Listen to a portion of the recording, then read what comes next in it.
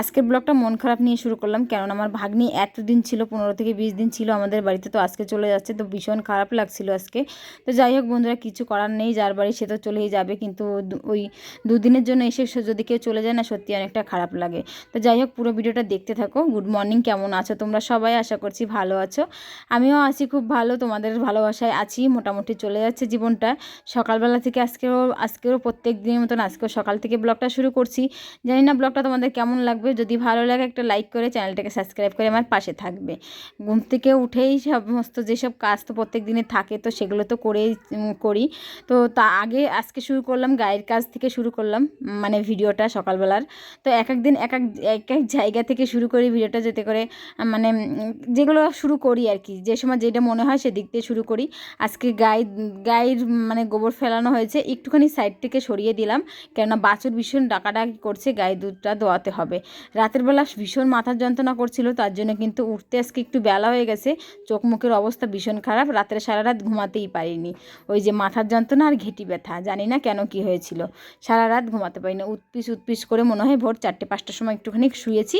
ওই 6:30 মানে 6:30 বেজে গেছে, আজকে উঠতে একটু লেট হয়েই গেছে আর কি। তো যাই হোক, সেই সকালবেলা উঠে সমস্ত সংসারে যেসব কাজগুলো আর বাকি যে কাজগুলো থাকে, তো সেগুলো তো করে নিয়েছি। আর রিসেন্ট কদিন হচ্ছে গায়ে দুধ দোয়ানো ভিডিওগুলো ছাড়ি, তো অনেক ভালোবাসা দিচ্ছ সেসব ভিডিওগুলো, অনেকেই ভালো ভালো কমেন্ট করছে যে বৌদি তোমার গায়ে দুধ দোয়ানো ভিডিওগুলো খুব ভালো লাগে। তো চেষ্টা করি তোমাদের সামনে সবসময় মানে তোমাদের যেই জিনিসটা ভালো লাগে, যে আমার গায়ের ভিডিওগুলো খুব পছন্দ করো, সত্যি আমার খুব ভালো লাগে। আমার গায়ে দুধ দোয়ানো ভিডিওগুলো পছন্দ, অনেকেই ভালোবাসা দেখাও, তো সত্যি তোমাদের অনেক অনেক ধন্যবাদ আমার গায়ে দুধ দোয়ানো ভিডিওগুলো দেখার জন্য। আর এইভাবে আমার মতন যারা সারাক্ষণ ঘুম থেকে উঠেই গায়ের কাজে পড়ে থাকে, তো তারা অবশ্যই বুঝতে পারবে কতটা কি মানে গায়ের কাজ সত্যি যতটা মানে দেখতে সহজ, ততটাও সহজ না, কিন্তু আবার একটা মানে আদত হয়ে যায়। আমার এখন ঘুম থেকে উঠেই একটাই আদত হয়ে গেছে, সকালবেলা উঠে এই কাজটা সেরে আমার গায়ের কাজ আর একটা সংসারের কাজ করতে হবে। তো আমি কিন্তু খুব ভালোবেসে কাজগুলো করি, আমাকে কোনো চাপ দিয়ে কাজ করতে হয় না, ঠিক আছে? আমি ভালোবেসে কাজগুলো করি, তো তার জন্য দেখো আগে সকালবেলা হয়ে যায়, ঘুম থেকে উঠলেই সবথেকে প্রধান কাজ হচ্ছে আমার গায়ে দুধ দোয়ানো কাজটা। তো সব দিন এই কাজটা আমার থাকে, আর আমি আশা করি ভগবান সারা জীবন যেন আমার গোয়ালঘর ভরে গাই গরু থাকে, আর আমি যেন সারা জীবন এইভাবে গায়ের দুধ দোয়াতে পারি। তো যাই হোক, চলো, গায়ের দুধটা দোয়ানো হয়ে গেছে, এখন খাবো চা। মুখ টুক ধোয়া হয়ে গেছে, দুধটা দুয়ে পার একদম চলে আসলাম বালতি নিয়ে। দেখো এখান থেকে দুধ নিয়ে চায়ে মানে চা বসিয়ে দিয়েছি চা খাওয়ার জন্য সকালবেলার। এক এক করে সবাই কিন্তু ঘুম থেকে উঠে গেছে, মুখ ধুয়ে দিয়ে বসে পড়ছে। এখন চা করে দেবো, চা খেয়ে যার যার কামে বেরিয়ে পড়বে আর কি।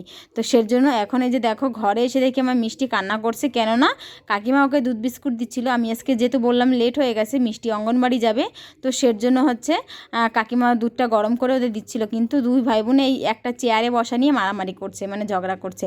এইখানে দেখো টিভি দেখছে, আর দাদা এখানে দুধের ইয়ে রেখে খাচ্ছে বলে ওর হবে না, ওই বসবে এখানে। তো দুই ভাই বোনের ঝগড়া করছিল।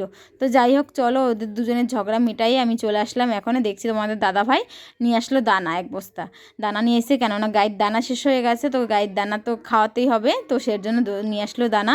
এখন মিষ্টিকে রেডি করে পাঠিয়ে দেবো। এই দেখো, টাটা দাও, যাও যাও যাও যাও।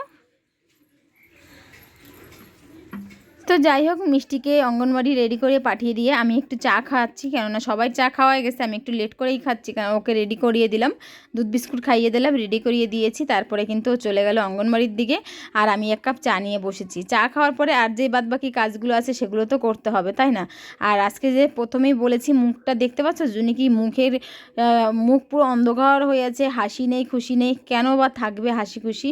মনের মধ্যে নানান রকমের চিন্তাধারা তো কাজ করে, সেই চিন্তায় কিন্তু রাতের বেলা ঘুম হয় না, আর ঘুম না হলে শরীরও সুস্থ থাকে না, আর শরীর যদি সুস্থ না থাকে মুখে হাসিটা আসবে কোথার থেকে, তাই না?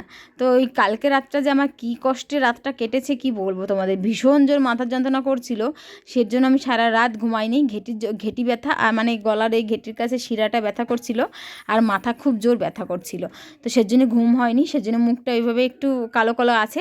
তো যাই হোক, পরে স্নান করার পরে একটু ফ্রেশ লাগছিল। এখন দেখো তোমাদের দাদা দাদাভাই টিভি দেখছে ঘরে আর ছেলে দেখছে বাইরে, মানে দুটো টিভি হওয়াতে এখন এত সমস্যা হয়ে গেছে, সারা দিন এই টিভির আওয়াজেও মাথা যন্ত্রণা উঠে যায়। মানে ঘরে একজন বাইরে একজন, মেয়ে যদি দুই ভাই বোন দু রকমের কার্টুন দেখবে, একজন হচ্ছে যদি মোটু পাতলু দেখে আর একজন দেখবে কি সিংচাং না কি ছাতা। তো সেজন্য দু জায়গায় দুটো টিভি লাগাই দুজন দুদিক দিয়ে দেখে, কি করব বলো, বাচ্চাদের একটু সময়ও দিতে পারি না কাজের জন্য। তো সেজন্য ওই টিভি নিয়ে একটু লাগিয়ে দিই, তারপরে রান্না বান্না কাজগুলো করতে থাকি। তো দেখবে পিঠে পিঠে ভাই বোন থাকলে ভীষণ ঝগড়া হয়, সকালে কিন্তু একচোট হয়ে গেছে। তো যাই হোক চলো, এখন হচ্ছে গরু ঘরটা ঝাড় দিয়ে নিচ্ছি। আর আমি একটা কিছু মানে গাইকে না প্রথমে স্নান করিয়ে দিয়েছি, যে পরিমাণে গরম পড়েছে গাইকে স্নান করা তো প্রত্যেক দিন স্নান করা, এবার তোমাদের সাথে ব্লগে সেভাবে শেয়ার করি না। তো আজকে যেহেতু গরু ঘর ঝাড় দেওয়ার ভিডিওটা সকাল থেকে গাই নিয়েই শুরু করলাম ভিডিওটা, তো ভাবলাম যে চলো আজকে গাই স্নান করানো হয়ে গেছে, স্নান করানোর পরে গরু ঘরটাও এখন ভালো করে ঝাড় দিয়ে ধোয়ে তারপরে গরু ঘরটাও পুরো পরিষ্কার করে দেবো, পুরো ক্লিন করে তারপরে চলো তোমাদের সামনে পুরো ক্লিন করে আবার তোমাদের সামনে আসছি। দেখো গরু ঘর মস্ত সুন্দর পরিষ্কার করে দিয়েছি, গরুতে স্নান করানো হয়ে গেছে, সব হয়ে গেছে, কুটা দেওয়া হয়ে গেছে। এখন যাবো মিষ্টিকে অঙ্গনবাড়ি খাওয়াতে। তো চলো মিষ্টিকে আগে খাইয়ে এসে তারপরে স্নান করবো, পুজো দেবো। তো সারাদিন দেখতে থাকো। তো আমি স্নান করে যে চলে আসলাম, স্নান করলাম, পুজো দিলাম, পুজো দিয়ে এখন একটু মানে একটু সিঁদুর তো ছোঁয়াতে হবে স্নান করার পরে, তো একটু ফ্রেশ না হলেও তো হয় না। সকাল থেকে তো চোখ মুখ দেখাচ্ছি বারবার করে চোখ মুখের অবস্থা, আর আমি যেহেতু পুরো সিম্পলভাবে থাকি, তো যাই হোক সিম্পল একটা লুক তো তোমরা সবসময় যেটা দেখো, তো সেইভাবেই মাথা আশ্রাই। কেউ আমার সিঁদুর দেওয়াটাও খুব পছন্দ করো, যে এইভাবে সিঁদুরটা তোমার ভালো লাগে দেখতে। তো যাই হোক দেখো আমি আজকে কীভাবে কী করি, ঠিক আছে। তার আগে বলে দিই আজকে আমার ভাগ্নিমশাই বাড়ি থেকে চলে যাবে, তো ভীষণ মনটা খারাপ লাগছিল। এই জাস্ট যখন স্নান করে আসলাম তখনই ফোন করলো যে ওকে নিতে আসছে।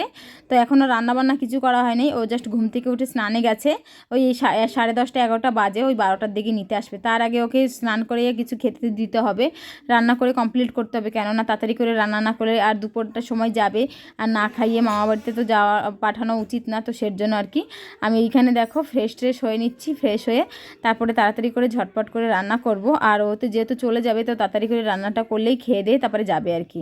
তো যাই হোক স্নান করা হয়ে এখন যাবো রান্নাঘরে। তার আগে মনে পড়লো যে আচারের ডাব্বাটা রোদে দিইনি, আমি কিন্তু আচার দিয়েছিলাম, বাট সেই ব্লগটা শেয়ার করা হয়নি তোমাদের সাথে, সেদিন আর ব্লগই করিনি, তো সেই জন্য তোমরা জানো না। আর প্রত্যেক দিন রোদে দিই, বাট সেটাও তোমাদের সাথে শেয়ার করা হয় না। তো আজকে ভাবলাম যে চলো আচারের ডাব্বাটাও তোমাদের সাথে একটু শেয়ার করে দিই। মানে আচারটা তো বানিয়েছি এইটুকুই, আমি প্রথমবার এবার আচার বানিয়েছি, কোনোবার আমি আচার বানাতে পারি না আর কি। তো এবার চেষ্টা করেছি, জানি না কেমন কি হয়েছে।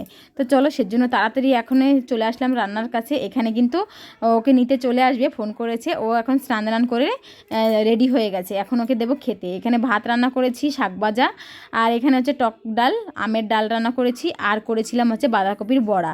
তো গরম গরম আর তাড়াতাড়ি ঝটপটে আর কি রান্না করব সেভাবে কিছু আর ছিল না ঘরে, এই কটা জিনিসই ছিল, সে রান্না করলাম। দেখো রান্না করে ওকে কিন্তু ভাত খেতে বসিয়ে দিয়েছি, ও ভাত খেতে শুরু করে দিয়েছে রেডি হয়ে, এখন চলে যাবে বাড়িতে। তো সত্যি এত খারাপ লাগছিল, আমার মিষ্টি তো রীতিমতো কান্না করে দিয়েছে, কেননা মিষ্টি কদিন ধরে ওর কাছেই থাকতো, করতো, তো মিষ্টি খুব কান্না করেছে। তো দেখো একটুখানি কি বলে। যা তুই এত কানলি কেন? হ্যাঁ কিসের জন্য? ডনু দিদির জন্য মায়া লাগছে তাই? তো মিষ্টির কথা কীভাবে বলবো, আমার অনেকটা খারাপ লাগছিল, মানে ও যাওয়ার সময় এতদিন ধরে ছিল আর একসাথে সবসময় ওঠা বসা শোয়া সমস্ত কিছু একসাথে, তো এত খারাপ লাগছিল কি বলবো তোমাদের। তো যা অনেকক্ষণ মন খারাপ করে না বসেছিলাম, ভালো লাগছিল না। তো পাশের বাড়ির এক যা এসেছে, তো বললো যে চলো দিদি আম মাখা খাই, তো ওই নিয়ে আসলো আম কয়টা, তো ভাবলাম যে চলো আম মাখাটা খেয়ে টাইমটা পাস করি। বাট ও থাকলে একটু টাইম পাসটা খুব ভালো হয়ে যায়, দুজনে একসাথে ভিডিও করা, রিলস করা, সমস্ত কিছু দুজনে খুব এনজয় করতাম, স্কুটি চালাতে যেতাম। তো অনেকটা মিস করছি ডনু তোকে, তো ব্লগটা যদি দেখিস সত্যি অনেকটা মিস করছিলাম। আর আমার চোখেও জল চলে আসলো ও যখন যাচ্ছিল, ভীষণ খারাপ লাগছিল আমার তো যাই হোক এখানে আম মাখা খেয়ে মানে মাইন্ডটা মানে চেঞ্জ করে দিলাম আর কি। আম মাখা দেখে কার কার লোভ লাগছে, আমি যখন ভিডিওটা ভয়েস দিতে বসছি এখন, তো আমার এত জিভ থেকে জল বেরোচ্ছে, এত ভালো লাগে। আর আমার কাছে কিন্তু এই পাকা আটিয়ালা আম মাখা খেতে খুব ভালো লাগে। আমি টক খেতে ততটা পছন্দ করি না, বাট এই আমগুলো অনেকটা মিষ্টি ছিল, আর একটু ভাজা লঙ্কা দিয়ে লবণ দিয়ে মাখিয়ে খেতে ও যা দারুণ, কি বলবো, আমার মুখে এখনও জল চলে আসছে। তো খুব ভালো খেয়েছি, সবাই মিলে খেয়েছি, কাকিমা আমি আর ওই যা তিনজনে খেয়েছি। বাট কেউ ক্যামেরার সামনে সেভাবে আসতে চায় না, আর আমি নিতেও চাই না কাউকে ক্যামেরার ভিতরে, তো আমি একাই 100, তো সেজন্য মানে আসতে চায় না তাদের, আর কি বলবো। তো চলো এখানে হচ্ছে আমি নিজেই একটা আটি নিয়ে, মানে 4টে না 5টা আম ছিল, 4-5 পিস 2 পিস করে পড়েছি এক একজনে। তো আটিটাকে এত সুন্দর, মানে ছোটোবেলায় এই আটির না পুরো সাদা করে দিতাম চুষতে চুষতে, সেই গল্প বলছি। আর হচ্ছে আমি কিন্তু আমটা খাচ্ছি, এত ভালো লেগেছে আমটা খেতে। আর কাদের কাদের লোভ লাগছে আমাকে একটু কমেন্ট করে জানাবে। আর এই গরমের দিন, আর এই যা গরম পড়েছে আজকে, এই গরমের মধ্যে আম মাখা খাওয়ার একটা মানে আলাদাই শান্তি। তো চলো, আম্মাকে খাওয়া দাওয়ার পরে সেইভাবে আর কিচ্ছু ভিডিও করিনি। তো মন খারাপ নিয়ে শুয়ে পড়েছিলাম দুপুরবেলা। এখন হচ্ছে সন্ধেবেলা, ওই 7:30 মতন বাজে। এত জোর বৃষ্টি, দেখো কি বৃষ্টি হয়েছে। তো যাই হোক চলো, বৃষ্টির জন্য না সেইভাবে আর ভিডিও করলাম না সারা রাতের মধ্যে। তো যাই হোক, আজকে তোমাদের ভিডিওটা কেমন লেগেছে সেটা আমাকে অবশ্যই কমেন্টে জানাবে। আর তোমাদের দাদাভাই আসার সময় দেশি চিকেন নিয়ে এসেছিলো, তো চিকেন রান্না করব। আর রাতের বেলা হচ্ছে দেশি চিকেন আর ভাত হবে, গরম গরম ভাত আর চিকেন, দেশি চিকেন। তো চলো, আজকের ভিডিওটা কেমন লেগেছে কমেন্টে জানি না। খাওয়া দাওয়া করে আমরা ঘুমিয়ে পড়বো। তো সবাইকে গুড নাইট, টাটা, নেক্সট ব্লগে দেখা হচ্ছে। আজকের মতন সবাইকে বাই।